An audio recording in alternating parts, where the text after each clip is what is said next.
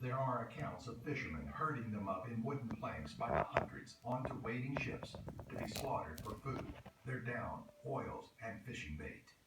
The last surviving pair were killed in June of 1844 at Eldre Island, Iceland, for an exhibit in a museum.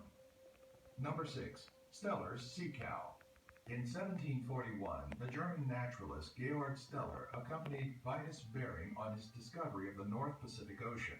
While their party was shipwrecked on the Bering Islands for 9 months, Steller discovered a species of ocean mammal that he had never seen before. He observed the animals as being docile and grazing on kelp like cows. Their skin was a dark brown and was rough like the bark of a tree. They had short, stubby front arms that they used to walk along the shallow water of the ocean. Reaching a length of 9 to 10 meters or 29 to 32 feet and weighing a whopping 10 metric tons or 22,000 pounds, these creatures were the gigantic relatives of the modern warm water manatees. Once hunters and sailors found out how tasty the meat was and how useful the skins and fats were, they started killing sea cows at a rate of 7 times the normal amount. It only took humans 27 years after the discovery of the Steller's sea cows to totally annihilate them. The last surviving Steller's sea cow was killed around 1768. Number 5.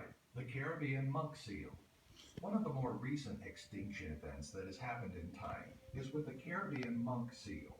The Caribbean monk seal is approximately 200 to 240 centimeters or 78 to 95 inches long and has black-furred pups instead of white-furred pups like normal seals.